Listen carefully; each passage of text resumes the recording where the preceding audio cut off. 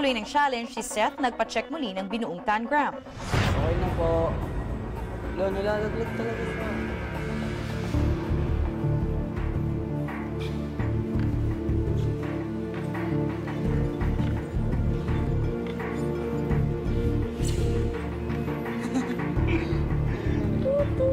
Kaya mo yan, kuya. Kuya, nalalaglag. Konti na lang. Konti na. Diretso na.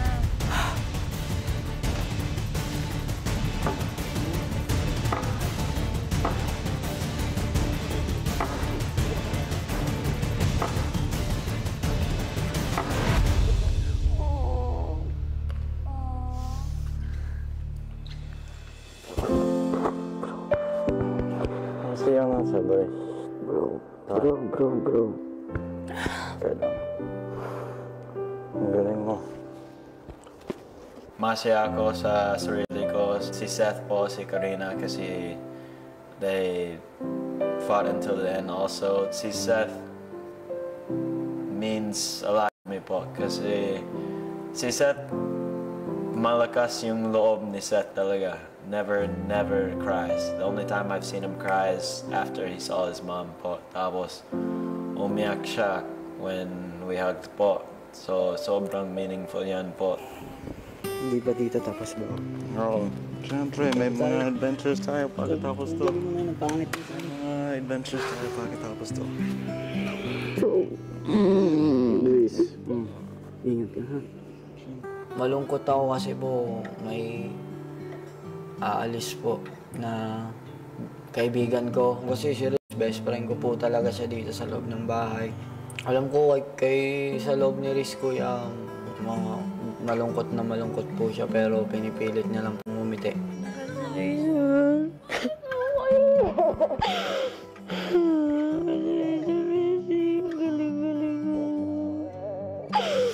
Nung natalo po siya, umiyak po talaga ako, kuya, kasi parang nararamdaman ko po yung pagod niya po. Oh, Arlo.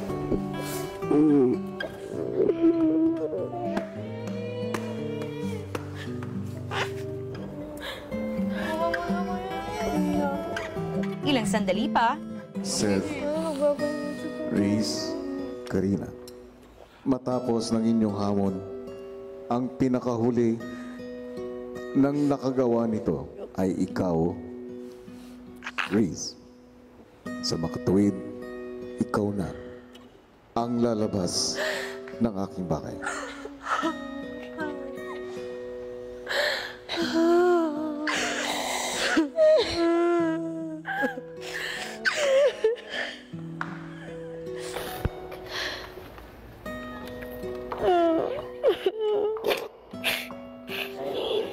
After this, you're gonna have projects. We're gonna have projects together. We're gonna have like a commercial together or like a movie or something. Don't be sorry. Kaya mo to.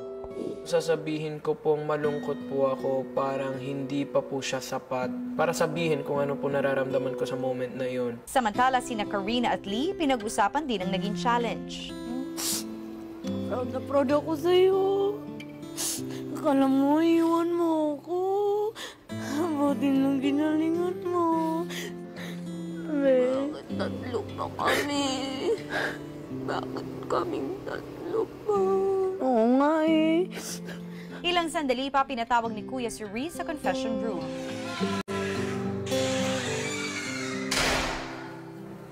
Riz, Opo. how are you? Okay lang po.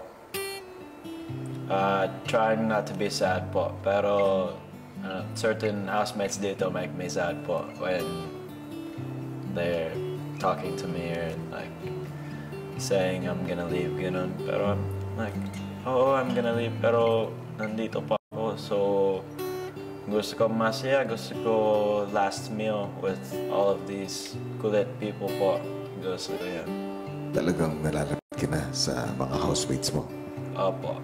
Siyempre po. They've helped me through a lot of things here kasi they're always trying to make you feel better, ganun. Riz, Opo.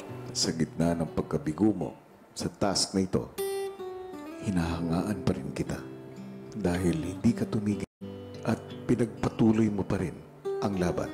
At bagamat ikaw nga ay nabigo, sa tingin ko, bibit-bitin mo ang aral nang hindi ka susuko.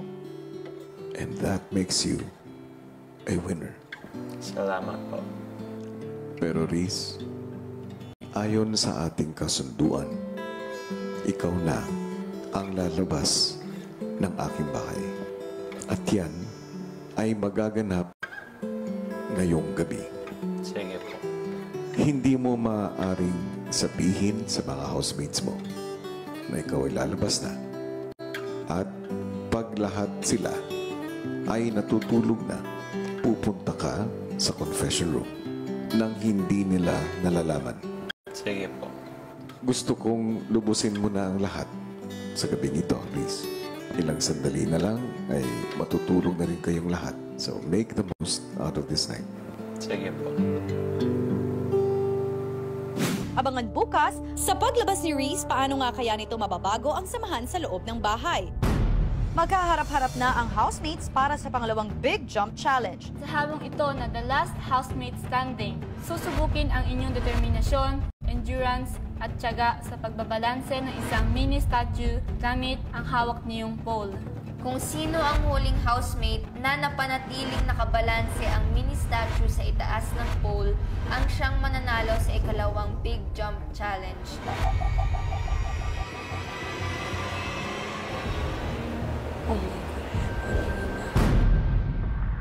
Hello? Wait lang, nahihilo ako. Oh my God. Sino nga kaya sa kanila ang mapapabilang sa inaasam na pwesto para